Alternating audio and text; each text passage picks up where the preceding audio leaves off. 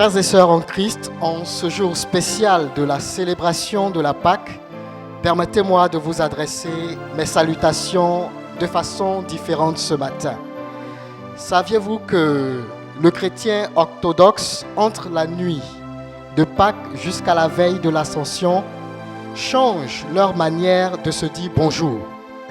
Quand ils se rencontrent, le premier dit « Le Christ est ressuscité » et l'autre répond « En vérité, il est ressuscité ». Dans la traduction française, on pourrait dire tout simplement « Il est vraiment ressuscité ». Ce matin, dans vos lieux respectifs, dans vos domiciles, là où vous êtes, je voudrais vous dire « Le Christ est ressuscité ». Il est vraiment ressuscité. Le Christ est ressuscité. Que le nom du Seigneur soit béni. C'est une grande joie pour nous de nous retrouver ce matin pour célébrer le nom du Seigneur, celui-là même qui nous a sauvés, qui nous a délivrés de la mort, qui nous a rachetés par son sang précieux. Dans ce temps de louange, d'allégresse, de célébration, avec le groupe de louanges, nous allons célébrer le nom de notre Sauveur et Seigneur Jésus-Christ.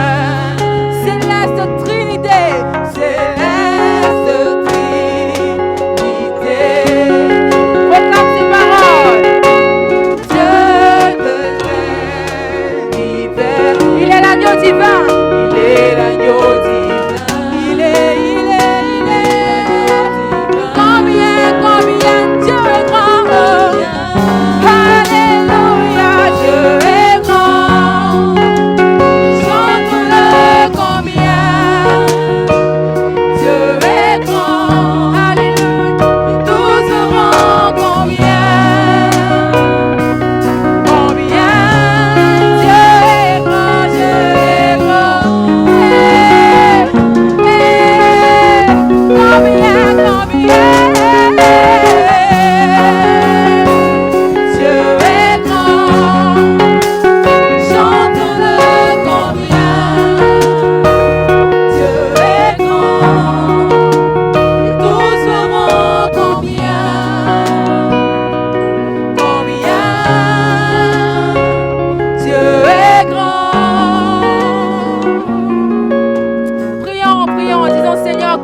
règne descende. Que ton règne descende afin que toute la terre voit combien tu es grand. Prions ensemble pour invoquer le règne de Dieu. Disons notre Père, que ton nom soit sanctifié et que ton règne vienne. Que ta volonté soit faite sur la terre comme au ciel. Que tous les pays du monde entier voient que tu es grand. Prions pour proclamer le règne et la puissance de notre Dieu. De notre Dieu.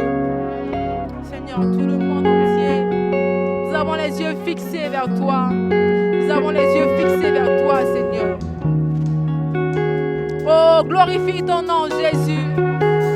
Glorifie ton nom, Jésus. Que ton nom soit élevé. Que ton nom soit élevé sur toute la terre, sur toute la terre. Combien, combien, combien.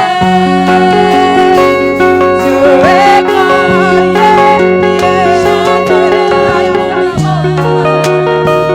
Dieu est grand. Tous verront combien. Alléluia. Combien. Dieu est grand. Dis-le encore avec foi. Combien, combien, combien, combien. Dieu est grand. Chantons-le combien. Dieu est grand et tous verront combien, combien, combien. Dieu est grand. Alléluia. Disons encore combien Dieu est grand. En battant les mains, combien Dieu est grand. Disons combien Dieu est grand. Dieu est grand. Chantons-le combien. Dieu est grand. Et tous verront combien, tous verront combien, combien. Dieu est grand. Alléluia. Nous bénissons le Seigneur pour ce temps de célébration à sa gloire. Le moment est venu pour nous d'écouter le Seigneur nous parler. Et aujourd'hui, nous aurons la joie d'écouter notre Dieu nous parler autour du thème « La joie du couple après l'épreuve ». Vous devinez certainement qui aura la lourde charge de nous parler de ce thème. Nous invitons maintenant son serviteur, l'évangéliste Sobia. Que Dieu vous bénisse. Je vous salue dans le nom de notre Seigneur Jésus. Je vous souhaite une bonne fête de Pâques. C'est une joie pour moi d'être avec vous ce matin pour traiter un thème assez important qui est la joie du couple après l'épreuve. Richard et Bernadette sont mariés.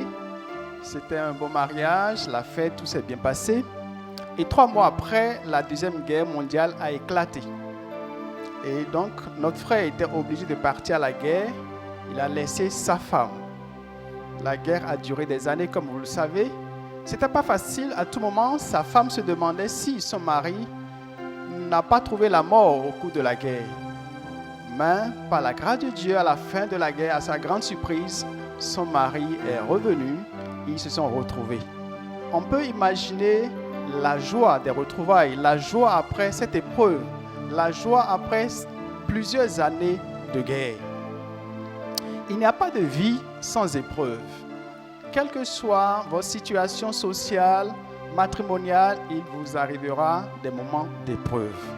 Le plus important n'est pas l'épreuve, c'est la manière dont vous allez aborder l'épreuve. Pour un couple, il y a plusieurs manières d'aborder l'épreuve. Lorsque vous n'arrivez pas à aborder de la bonne manière, l'épreuve à la fin peut vous conduire dans l'isolement et au pire des cas, le divorce, mais dans le meilleur des cas, ça vous rapproche davantage l'un de l'autre. Si nous prenons le Covid-19 dont on parle beaucoup ces temps-ci, les statistiques montrent que ceux qui contractent la maladie et qui décèdent sont des gens qui avaient déjà des antécédents sur le plan scientifique. Des gens, par exemple, qui étaient d'un certain âge, qui sont d'un certain âge, des gens qui aussi avaient, par exemple, l'hypertension. Donc, c'est des gens qui étaient déjà fragiles et lorsque la maladie arrive, malheureusement, dans beaucoup de cas, ça les emporte. Si nous faisons un parallèle avec la vie de couple, lorsque votre vie de couple n'est pas déjà stable, il y a déjà beaucoup de situations qui minent, beaucoup de problèmes qui minent votre couple. Lorsque l'épreuve arrive, il y a de fortes chances que votre vie conjugale soit emportée, comme certains sont emportés par la maladie. La leçon tout de suite que je tire là, c'est que nous devons en temps normal faire tout pour consolider notre vie de couple. Nous préparer, se dire qu'il arrivera des épreuves et lorsque les épreuves arriveront, si nous sommes bien préparés, si nous avons une vie conjugale assez solide, il nous sera plus facile d'aborder l'épreuve et de sortir victorieux. Donc, comme je le disais, l'épreuve, on peut sortir par l'isolement, on peut sortir par le divorce, ce n'est pas des bons cas, mais la volonté de Dieu est que nous puissions sortir vraiment victorieux, que ce soit la joie après l'épreuve. Même si votre vie conjugale bat de l'aile en ce moment, et en plus de ça, il y a l'épreuve telle que le COVID-19 maintenant, si vous vous appuyez sur Dieu, Dieu va vous aider à surmonter. Donc j'aimerais parler, comme je disais, de la joie du couple après l'épreuve. Et pour traiter mon thème, je vais aborder 3 aspects. Je vais parler des causes ou origines des épreuves. Je parlerai de comment aborder ou gérer l'épreuve. Et je terminerai par la joie qui anime le couple après l'épreuve. Donc, dans un premier temps, il est important de voir les origines ou les causes des épreuves. Il y a plusieurs causes, il y a plusieurs origines. Des fois, les épreuves ont pour cause ou origine la chair, notre tendance naturelle. Je prends par exemple une femme qui néglige son mari au salon comme en chambre. Le fait de négliger tout le temps, de dire je suis fatigué, de ne pas rendre à César ce qui est à César, ça peut pousser le mari à commettre l'adultère. Je ne dis pas qu'il peut se justifier, ce n'est pas une bonne chose. Mais la chair fera qu'il peut avoir l'adultère et ça peut engendrer beaucoup de situations au niveau de son couple. Ils ne diront pas que c'est le diable qui est à la base, ou on ne dira pas que c'est Dieu qui est à la base. C'est un problème purement charnel. Malheureusement, dès qu'il arrive une épreuve, tout de suite, on dit c'est Dieu ou le diable. Ça peut être Dieu ou le diable, mais des fois, c'est la chair qui est à la base. Et c'est pour ça que nous devons apprendre à nous maîtriser, à gérer, à crucifier la chair à la croix. Et la Pâque, c'est la délivrance, c'est la victoire sur la chair. Et nous devons déjà apprendre à crucifier la chair à la croix si nous voulons être victorieux, de manière à ce que lorsque les problèmes arriveront, nous puissions surmonter. C'est important de travailler par rapport à notre chair, parce que la chair est à la base de pas mal de situations, de pas mal de crises ou d'épreuves dans les couples. Alors la question que vous pouvez vous poser, les crises qui vous arrivent de traverser, les problèmes que vous avez, est-ce que ces crises ont pour origine la chair? Ça peut être l'impudicité, ça peut être la colère. Les œuvres de la chair, on voit ça dans Galates 5, 19. Je vous encourage à lire ce passage et à réfléchir par rapport à cela et à voir comment avoir la victoire sur la chair, de manière à ce que lorsque des épreuves arriveront, que la chair ne vous tire pas davantage vers le bas. Il y a aussi comme origine ou cause l'influence de l'environnement. Lorsque nous prenons 1 Jean 2, verset 15, la Bible nous dit « N'aimez point le monde ». Le monde est à la base des fois des conflits, des épreuves que nous avons au niveau du couple. Je pense au couple, même si on prend Abraham et Sarah, ils étaient mariés, des années, ils n'avaient pas d'enfants. C'était une épreuve. Lorsque vous êtes marié, ça fait des années, vous n'allez pas avoir des enfants, c'est une épreuve assez difficile pour le couple. L'entourage, c'est déjà pas facile, comme je l'ai dit, pour le couple. Lorsque chaque fois la femme a ses menstruations, c'est tout un problème. Elle se dit encore. En plus de ça, il y a la pression de l'entourage. Les parents du monsieur qui chaque fois viennent, il n'y a pas des enfants, il y a toute une pression autour. L'environnement vous presse et lorsque vous n'êtes pas assez fort, lorsque vous n'êtes pas assez solide, vous pouvez céder à la pression de l'environnement, de l'entourage et ça peut vous conduire à des erreurs. On peut voir, comme je le disais, Abraham et Sarah. des années, ils n'arrivaient pas à avoir des enfants. Et certainement, il y avait la pression de l'entourage. Les gens parlaient, les gens murmuraient. Et à force de murmurer, de critiquer, de parler, de dire des choses, Sarah a fini par dire à Abraham de prendre Agar et de faire un enfant. Lorsque vous avez des épreuves, l'environnement joue des fois un rôle négatif. L'environnement aussi peut être à la base aussi de l'épreuve. Parce que vous n'avez pas des enfants, peut-être que monsieur, madame, vous arrivez à vous entendre, mais à force de vous parler, la maman à force de parler à son fils, ou les parents à force de presser la femme, etc., ça peut les pousser à commettre des erreurs et ça peut causer beaucoup de problèmes. L'environnement est des fois à la base des difficultés, des crises que nous avons. Il y a des situations qui ne sont pas liées à nous-mêmes, mais qui sont liées à l'environnement. C'est comme le Covid-19, ce n'est pas une situation souhaitée par un couple, mais c'est une situation qui est là, ça crée un certain nombre de choses, nous sommes dans un milieu et tout ceci nous impose un certain nombre de choses et si on ne sait pas gérer cela, ça peut entraîner beaucoup de difficultés. Il y a beaucoup de couples, oui. De manière générale, le monsieur va au travail le matin, il revient le soir, il a le temps de causer avec ses amis, de vaquer à ses occupations, de penser à autre chose, la femme aussi. Et le soir, il se retrouve, la maison est juste comme un dortoir. Maintenant, avec le confinement, ils sont obligés de passer beaucoup plus de temps à la maison et le frottement fait qu'il y a beaucoup plus des fois de certaines situations, il y a beaucoup plus de difficultés, il y a beaucoup plus des incompréhensions, etc. Tout ceci est lié à l'environnement. L'environnement peut être à la base de nos difficultés. Autre origine, ça peut être aussi le diable. La Bible nous dit dans 1 Pierre 5:8, votre ennemi le diable rôde autour de vous. Les problèmes que nous avons des fois, les difficultés, les épreuves auxquelles le couple peut être confronté, peut avoir comme origine le diable. Des fois, la stérilité du couple, pas toujours. Des fois, par exemple, puisque je parlais de stérilité, des fois, la stérilité du couple peut avoir comme cause un esprit. Un esprit qui est là, qui fait que lorsque la femme tombe enceinte, 1 mois après, ça tombe. Elle fait une fausse couche. Une fois de plus, je ne veux pas dire que chaque fois qu'il y a un problème de stérilité dans le couple, que l'origine, c'est le diable. Mais il arrive que, par exemple, la femme a un problème de mari de nuit et quand elle tombe enceinte, le mari de nuit passe et la grossesse tombe. Et le fait qu'ils n'ont pas d'enfants, la famille parle et ça crée tout un problème. L'origine de ce problème, c'est au fait, l'origine est diabolique. Ça peut être un esprit qui a semé la zizanie, qui a fait des choses et le monsieur a perdu son travail.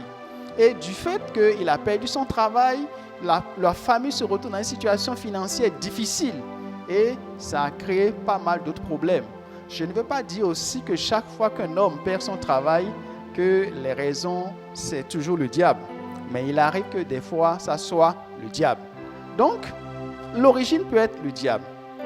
Nous avons dit que l'origine, ça peut être la chair, que l'origine, ça peut être l'environnement, que l'origine, ça peut être le diable, mais l'origine aussi peut être Dieu. Dieu peut permettre l'épreuve. Dans 1 Corinthiens 10:13, la Bible nous dit qu'aucune tentation ne nous est arrivée qui soit au-dessus de nos forces. Au même moment où Dieu permet la tentation, il donne la force qu'il faut pour surmonter. Dieu peut permettre des difficultés dans votre vie. Pas parce qu'il y a le diable, mais il peut permettre. On prend l'exemple de Job. On peut prendre aussi l'exemple de Zacharie et Élisabeth dans Luc chapitre 1, versets 5 à 7. Dieu a permis cette situation. Donc, une bonne manière de gérer l'épreuve, c'est déjà chercher à savoir l'origine. Lorsque vous êtes malade, vous devez chercher à savoir d'où vient la maladie si vous voulez bien gérer. Donc, il faut avoir le discernement. Ne pas tout de suite dire que c'est Dieu, ça peut être Dieu. Ne pas tout de suite dire que c'est le diable, ça peut être le diable. Mais ça peut être la chair et ça peut être votre environnement.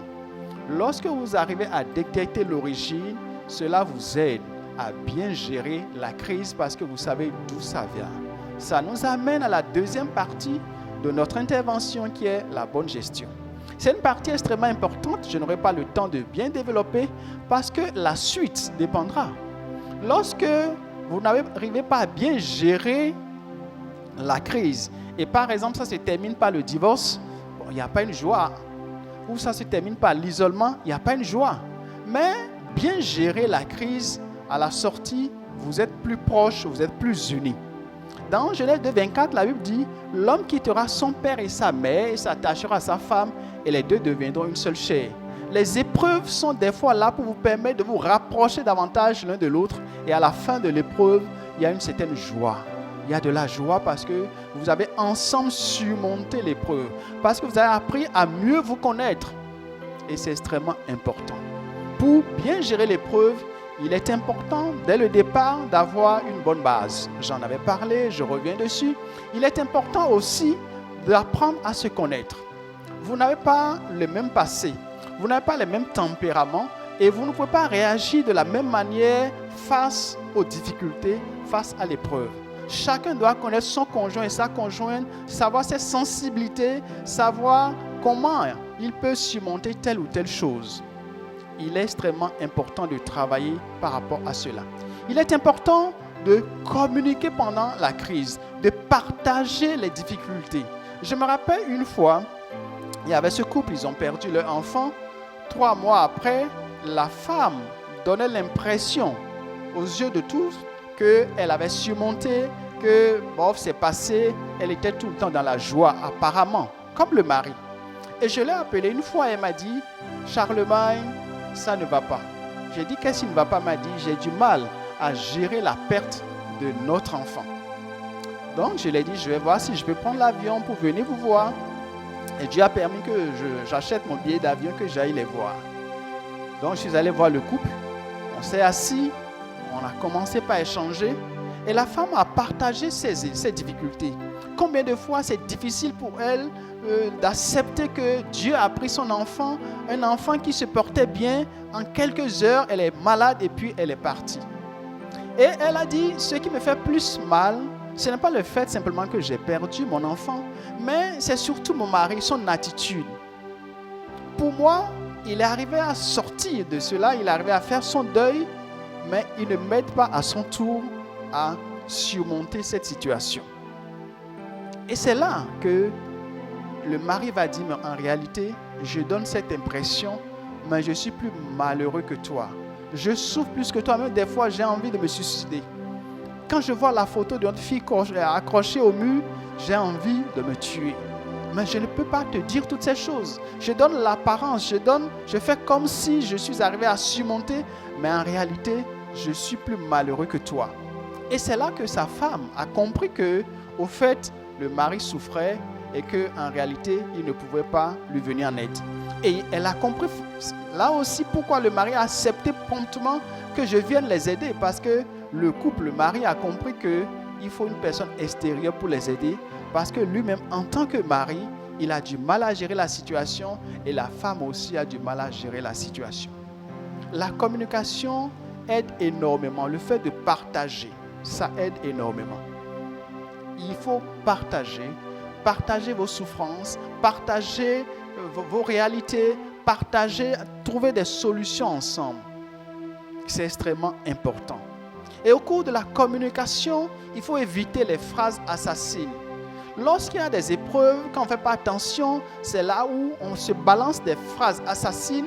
Et non seulement déjà il y a l'épreuve, mais on crée d'autres problèmes parce qu'on s'envoie des flèches. On prend facilement son mari ou sa femme comme son ennemi. Ton mari n'est pas ton ennemi, ta femme n'est pas un ennemi. Vous avez un ennemi commun qui est l'épreuve, qui est la situation, et vous devez resserrer les rangs, vous devez vous resserrer les coudes pour faire face. Mais j'avoue que lorsqu'il y a les épreuves, on n'a plus facilement la disposition intérieure qu'il faut, la maîtrise de soi, la paix qu'il faut pour réagir comme il se doit. Et c'est en cela que la relation avec Dieu est extrêmement importante. Jésus a dit, je vous donne la paix, pas comme le monde donne. La paix du monde est une paix qui est liée aux circonstances. Lorsque tout va bien, on a la paix. Mais la paix de Dieu va au-delà. C'est une paix qu'on peut expérimenter, quelles que soient les situations, en temps de joie ou en temps de bonheur. Et c'est pour ça qu'il est extrêmement important de cultiver sa relation avec Dieu, d'apprendre à expérimenter la présence de Dieu, de telle sorte que même dans les épreuves, on puisse toujours avoir la paix. Ça dépasse l'entendement. Parler de paix en temps d'épreuve, ça dépasse l'entendement. Mais c'est possible. C'est important donc de développer la relation avec Dieu. Et la relation avec Dieu vous permet, la bonne relation avec Dieu vous permet d'avoir la victoire sur la colère. Parce qu'une fois de plus, lorsqu'il y a les épreuves, on se fâche facilement. Les choses qui en temps vous faisaient plaisir, les choses qui en temps qu'on pouvait accepter facilement, on ne les accepte plus, on n'est plus tolérant. Et c'est en cela la relation avec Dieu aide beaucoup. La paix avec Dieu fait que malgré les situations, vous arrivez à garder votre calme, à vous aimer malgré la situation. Quand Dieu nous dit aimez-vous les uns les autres, ce n'est pas s'aimer simplement en temps de paix ou en temps, je dirais, ou de non-crise. Mais malgré la crise, toujours s'aimer. Savoir que nous sommes ensemble, l'épreuve passera, mais nous resterons toujours ensemble. L'épreuve, c'est de passage. Mais notre relation doit être telle que c'est jusqu'à ce que la mort nous sépare. Et il faut avoir toujours en tête que l'épreuve passera. Mais la relation va demeurer. Et c'est la présence de Dieu aussi qui vous aide à garder les regards toujours fixés sur Dieu, à garder la paix malgré les difficultés et à se parler gentiment. Humainement parlant, ce n'est pas facile. Mais avec Dieu, c'est possible d'être toujours gentil malgré les épreuves, malgré les difficultés. Et plus la difficulté elle est grande, l'épreuve elle est grande, et plus on doit se rapprocher de Dieu, et plus on aura la paix. Beaucoup de couples, malheureusement, leur relation, au fait, elle est forte par rapport à l'église. Ce n'est pas mauvais d'aller à l'église, ce n'est pas mauvais d'avoir une bonne relation à l'église.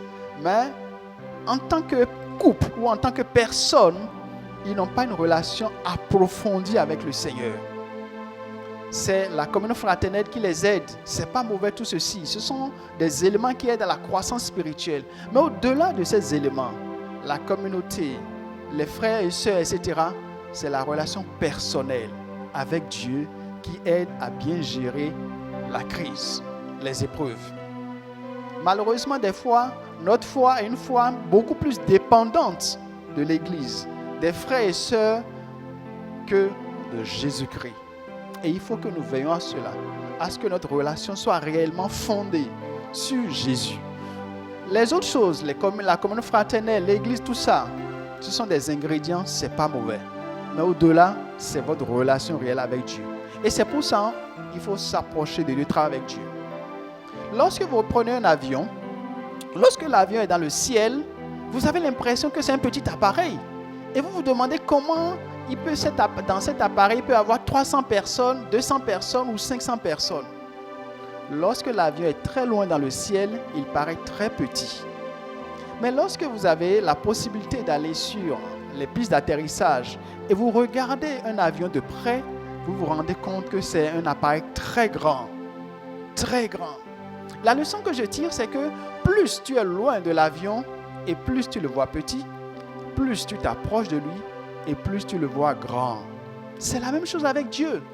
Plus tu es loin de lui et plus, tu le vois petit, tu crois qu'il n'est pas capable de t'aider à traverser la période et tu trembles.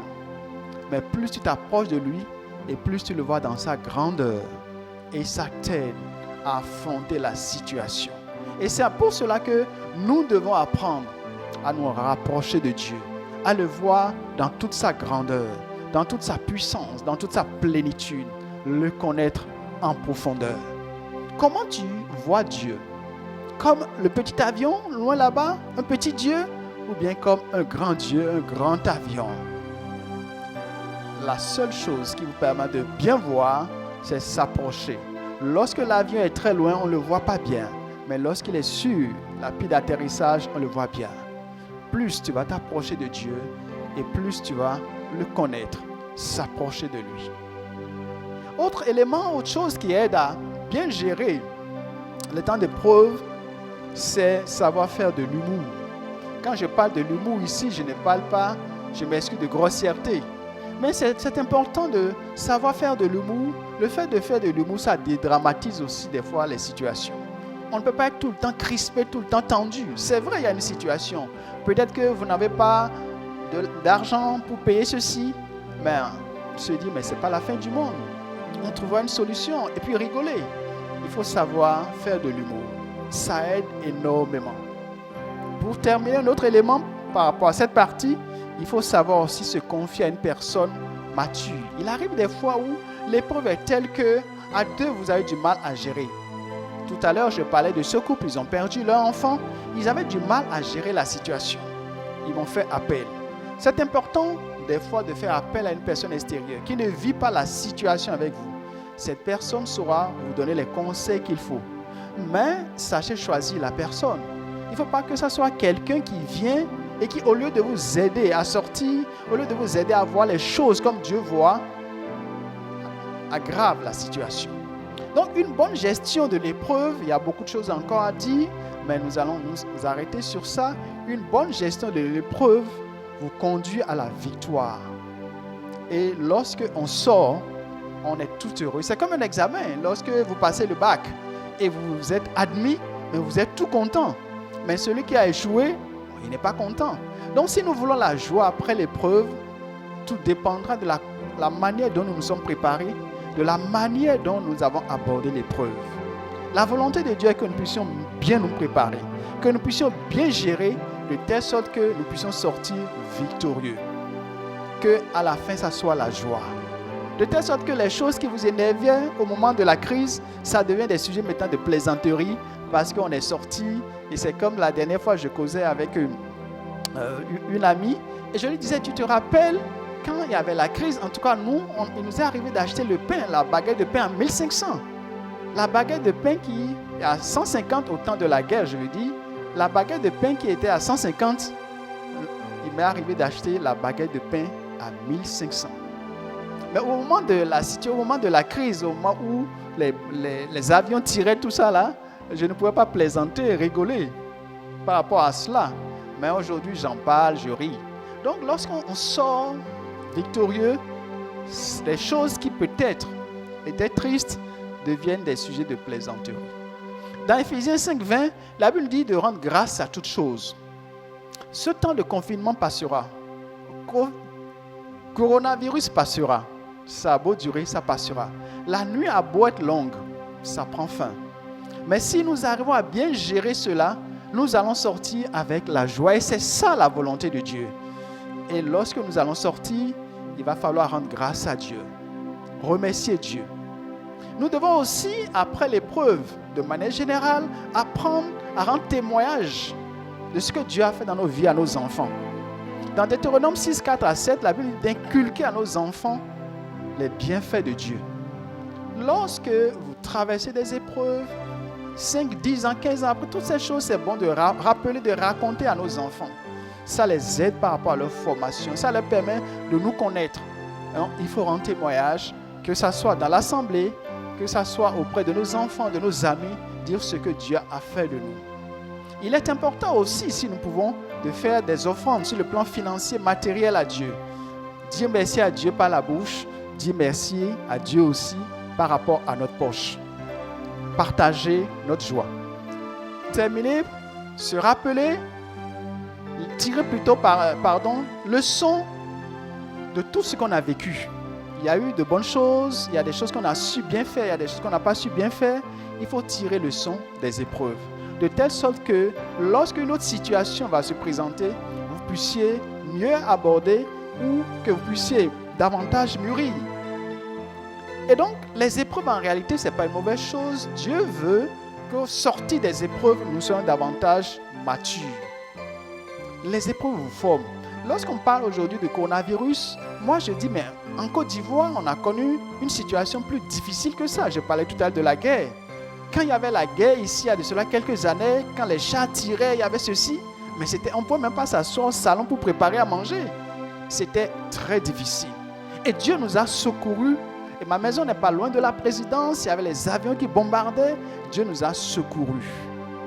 Ebenezer, le Dieu qui nous a secourus pendant cette situation de guerre, est capable.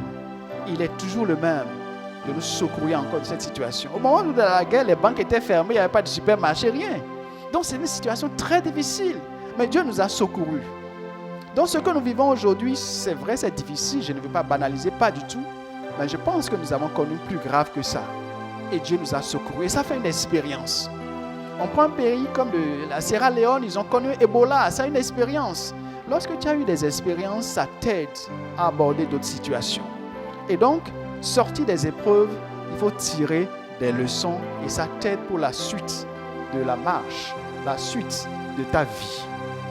Et tu passes de victoire en victoire, de joie en joie.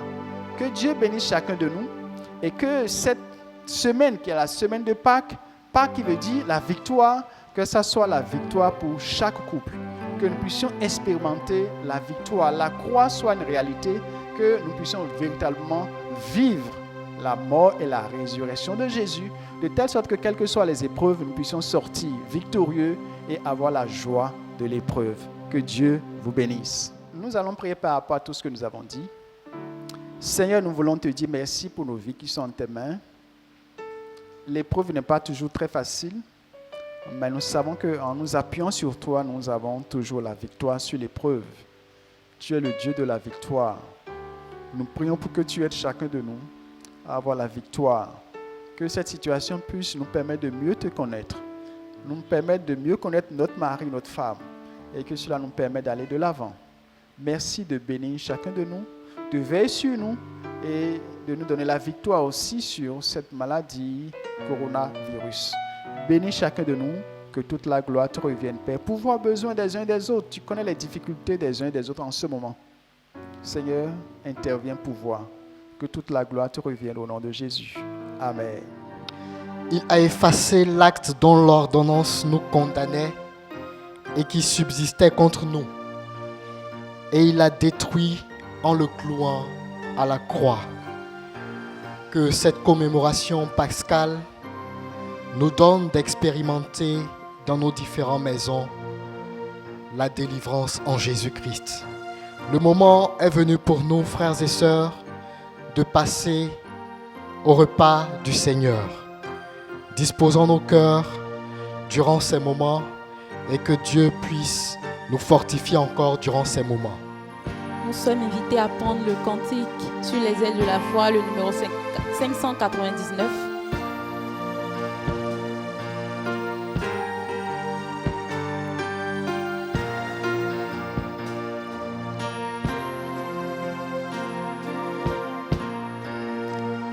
J'entends ta douce voix, Jésus, je viens à toi, je viens, mon sauveur, lave-moi dans le sang de ta croix.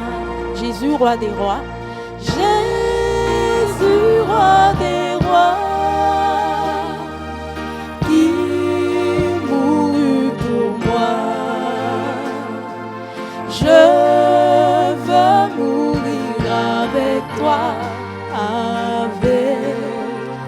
sur la croix. Nous voulons, bien-aimés dans le Seigneur, vous saluer et vous dire merci pour votre présence de là où vous vous trouvez.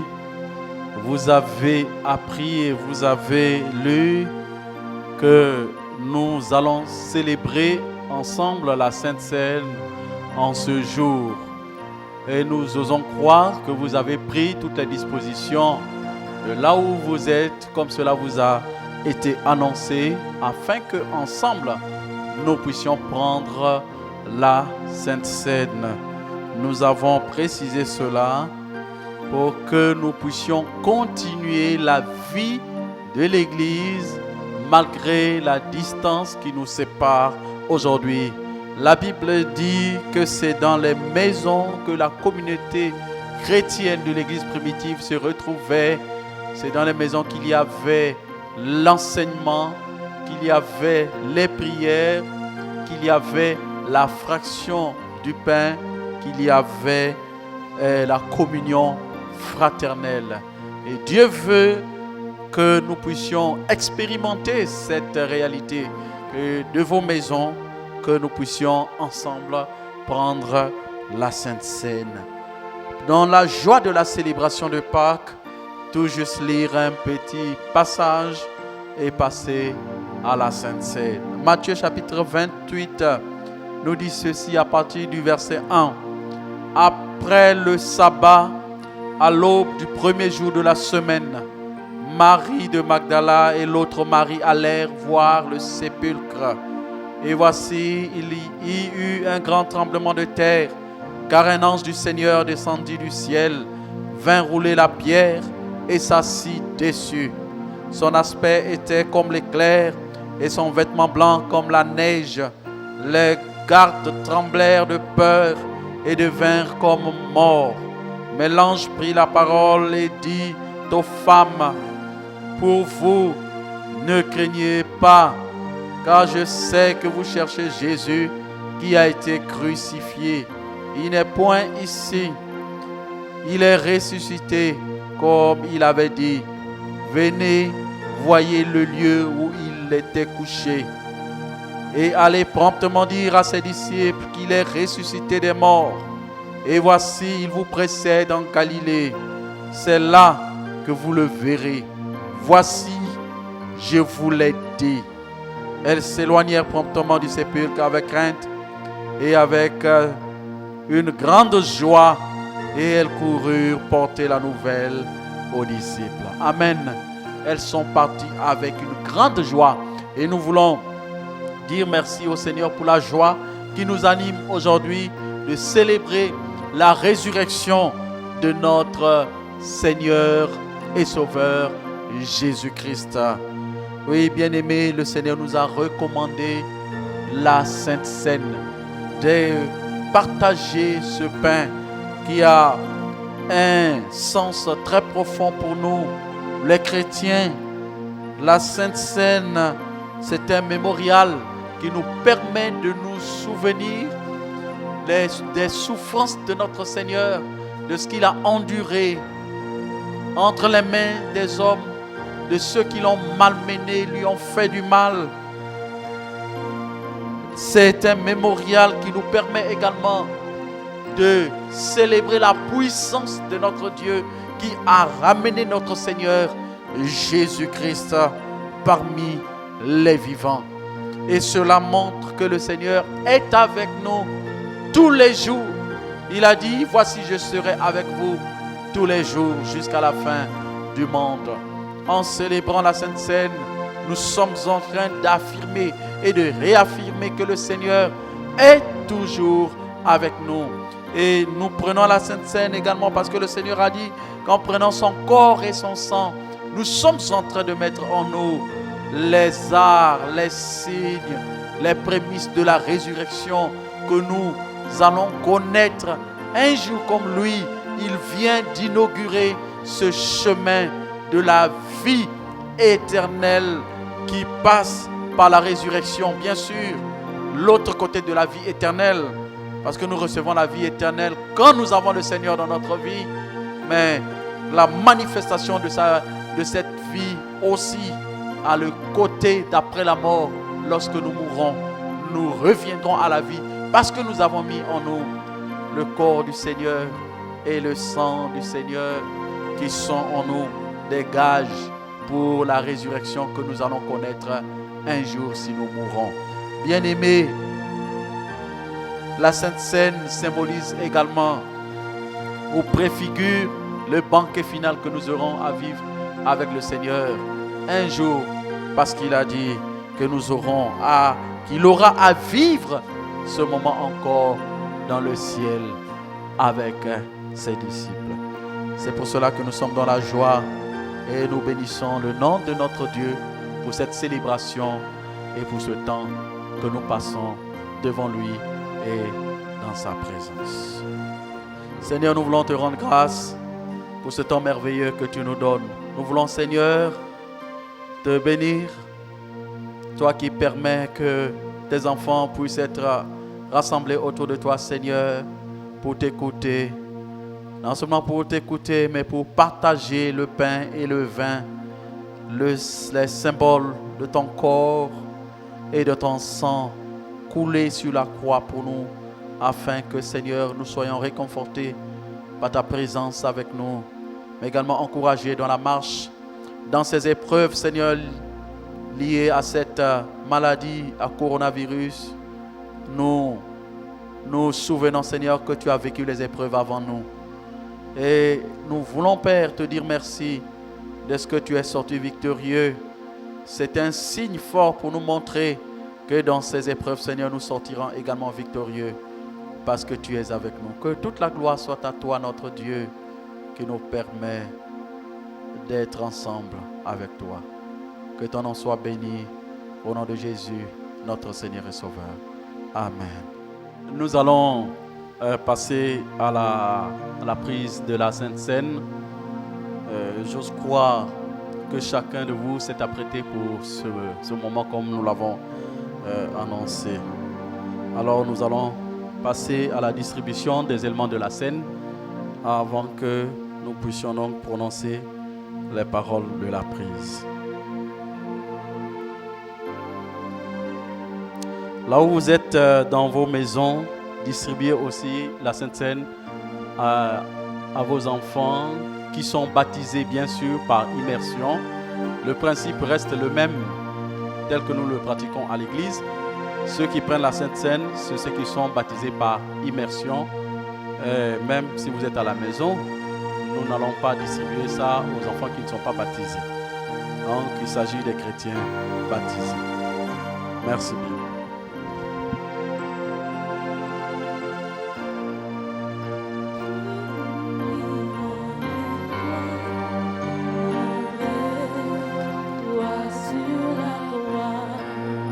Jésus, roi des rois.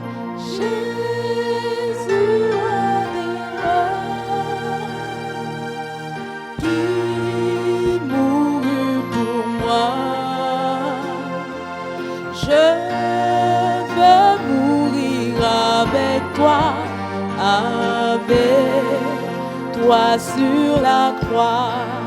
Jésus, Jésus, roi des rois.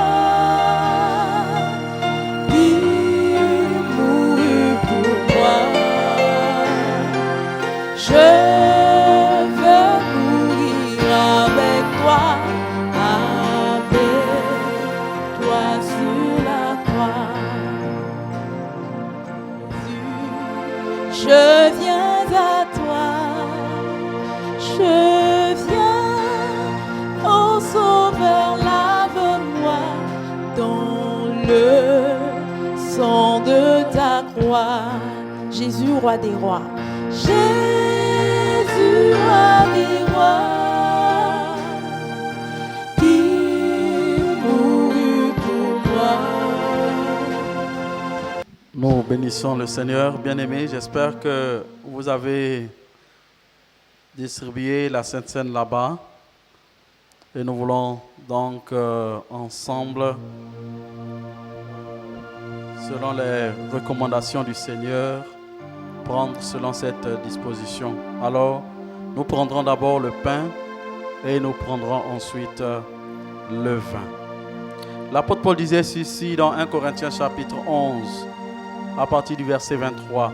« Car j'ai reçu du Seigneur ce que je vous ai enseigné, c'est que le Seigneur Jésus, dans la nuit où il fut livré, il prit du pain.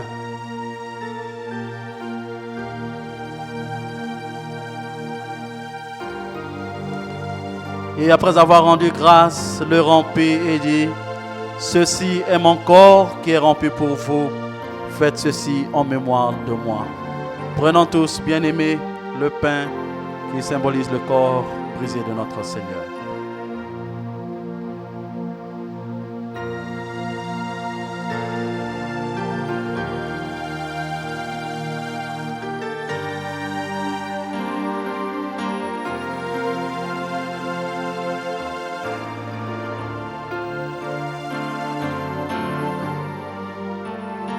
De même, après avoir soupé, il prit la coupe et dit, « Cette coupe est la nouvelle alliance en mon sang. Faites ceci en mémoire de moi toutes les fois que vous en boirez. » Prenons, bien-aimés, le vin qui symbolise le sang versé de notre Seigneur.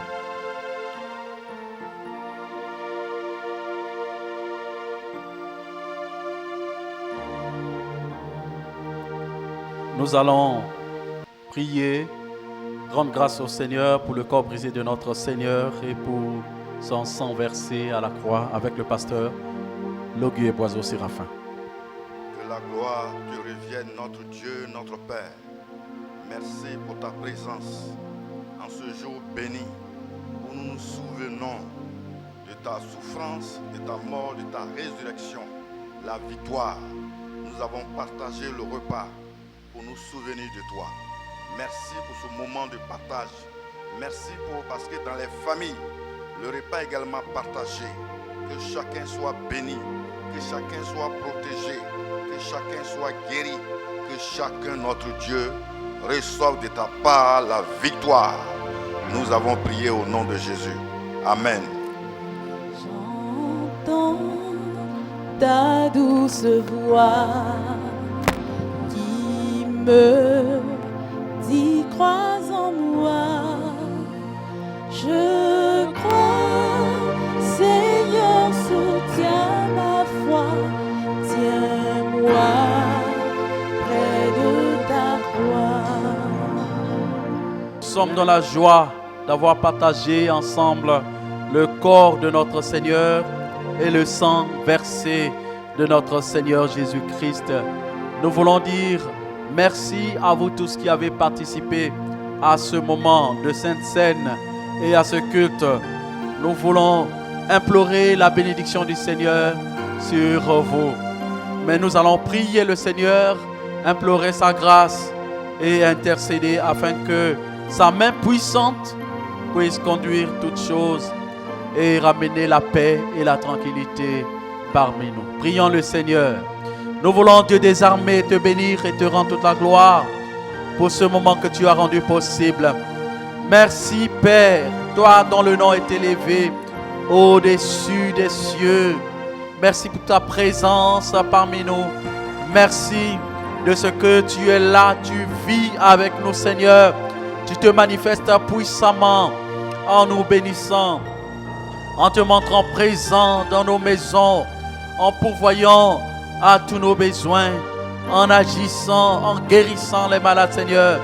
Car nous savons qu'au-delà des morts, au-delà de la détresse, Seigneur, tu es celui qui intervient et qui ramène à la vie plusieurs personnes qui sont passées à côté de la mort causée par cette maladie Covid-19.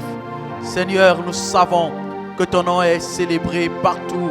Et il y en a, Seigneur, qui sont passés à côté de la mort, qui ont connu la résurrection, éternel Dieu des armées, parce qu'ils étaient déjà morts. Nous te célébrons, Seigneur, toi qui es le Dieu de la vie, qui a dit, tu es la résurrection et la vie. Oui, celui qui croit en toi vivra quand même il serait mort. Oui, Seigneur, nous croyons en toi. Nous savons que tu es la vie. Bénis, Seigneur, nos maisons. Bénis nos familles. Bénis, Seigneur, nos enfants.